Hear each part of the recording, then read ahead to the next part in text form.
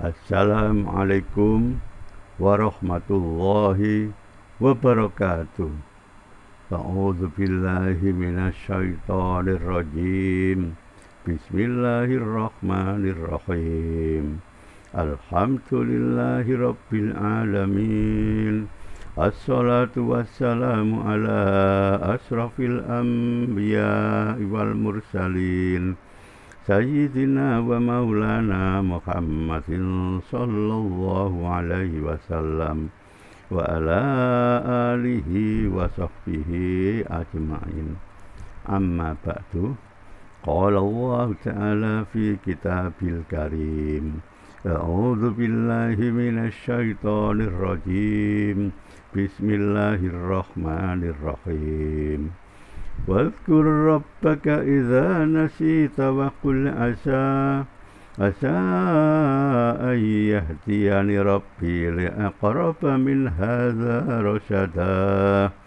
وقال الله تعالى في آيات الأخرى أعوذ بالله من الشيطان الرجيم أفلم يسيروا في الأرض فينظروا كيف كان عاقبة الذين من قبلهم كانوا أكثر منهم وأشد قوة وأثارا في الأرض فما أغنى عنهم ما كانوا yaksibun. Sadaqallahul azim. Al-ayah.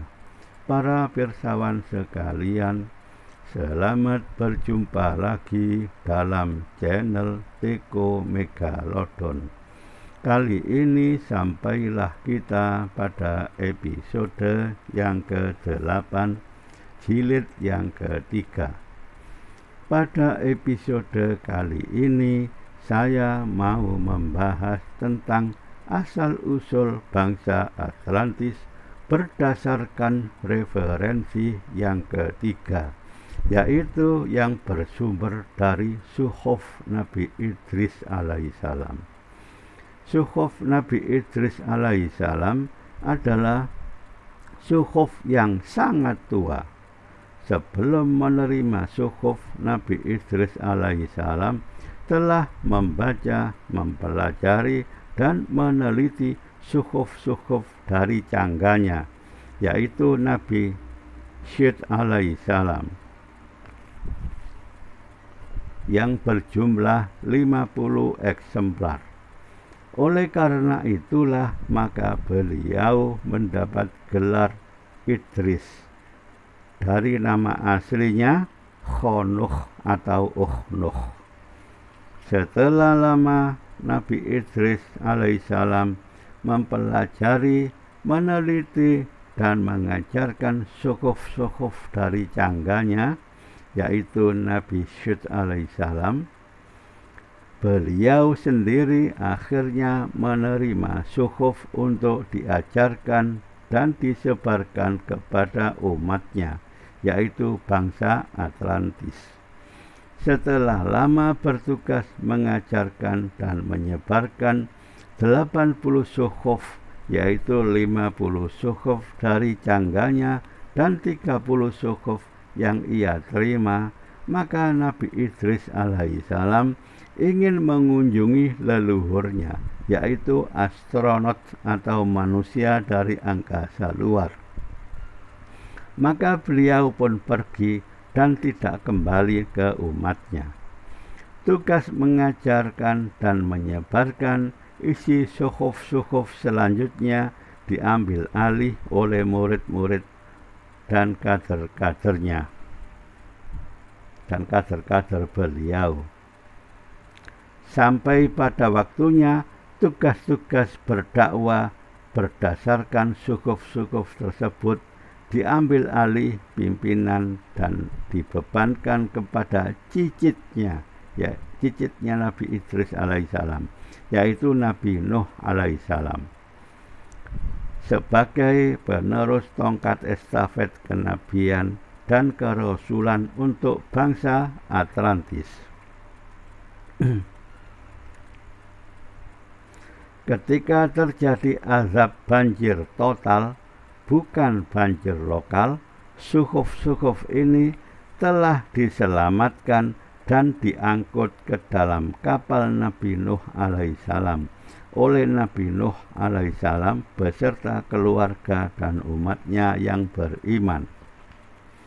Adalah merupakan suatu karunia yang tak terbayang besar dan nikmatnya, dan juga atas berkat dan rahmat Allah yang Maha Kuasa, bahwasanya kita pada saat ini bisa mendapatkan, mempelajari, dan mentadabburi suhuf-suhuf tersebut, walaupun kondisinya banyak mengalami kekurangan. Suhuf-suhuf ini turun sekitar 35.000 sampai 40.000 tahun yang lalu, atau sekitar 7.000 sampai 11.000 tahun sebelum banjir total zaman Nabi Nuh alaihissalam. Banjir total zaman Nabi Nuh alaihissalam terjadi pada masa 28.931 tahun yang lalu. Suhuf-suhuf ini bisa sampai kepada kita setelah melewati liku-liku dinamika tiada banding dan tak terbayangkan, baik bisa melewati zaman silam yang berlapis-lapis kesilaman maupun zaman seberang yang berlapis-lapis penyeberangan. Suhuf-suhuf ini adalah wahyu ilahi yang paling tua dalam sejarah peradaban manusia di muka bumi ini. Melewati zaman seberang yang berlapis-lapis penyeberangan. Suhuf-suhuf ini hadir sebelum banjir total zaman Nabi Nuh alaihissalam. Suhuf-suhuf ini juga masih hadir setelah banjir total zaman Nabi Nuh alaihissalam. Yang misi dakwanya dilanjutkan oleh nabi-nabi dan rasul sampai peristiwa tenggelamnya benua Atlantis pada masa 11.600 tahun yang lalu. Perlu diketahui bahwa benua Atlantis tenggelam bukan karena bencana alam maupun gempa bumi, tapi karena ulah manusia, yaitu efek penggunaan senjata-senjata super canggih dalam peperangan antara kerajaan Atlantis melawan kerajaan-Mu. Masalah ini insya Allah akan dibahas pada episode tersendiri. Benua Atlantis dan benua-Mu sama-sama tenggelam dalam perang dunia yang ketiga yang dialami oleh manusia sebelum Nabi Adam alaihissalam menghuni muka bumi ini. Rasul dan orang-orang yang beriman telah mengantisipasi efek dari perang antara kerajaan Atlantis dan kerajaan-Mu. Mereka telah menyelamatkan suhuf-suhuf ini dan dokumen-dokumen yang lain ke dalam bunker dan lorong-lorong bawah tanah. Dan ada yang dibawa ke angkasa luar dengan mengendarai pesawat dengan teknologi super canggih.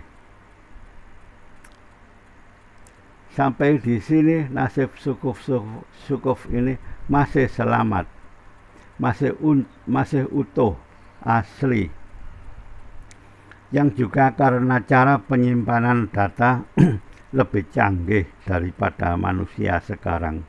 Mereka pakai digital, komputer kuantum yang kita belum bisa membuatnya. Perlu diketahui bahwa tingkat ilmu pengetahuan dan teknologi mereka sudah jauh lebih maju daripada tingkat ilmu pengetahuan dan teknologi kita pada saat ini. Seperti yang telah diinformasikan dalam Al-Quran surat nomor 34 ayat nomor 45, bahwa kebudayaan mereka termasuk pencapaian tingkat ilmu pengetahuan dan teknologi adalah 10 kali lipat dibanding peradaban kita saat ini. Selanjutnya, bagaimana nasib suhuf-suhuf ini yang antara lain berisi tentang asal-usul bangsa Atlantis dan juga dokumen-dokumen yang lain, insya Allah akan disampaikan pada episode berikutnya. Dan mohon maaf untuk episode kali ini karena sudah cukup panjang. Saya akhiri sampai di sini. Sampai jumpa pada episode berikutnya. Billahi taufiq wal hidayah. Wassalamualaikum warahmatullahi wabarakatuh.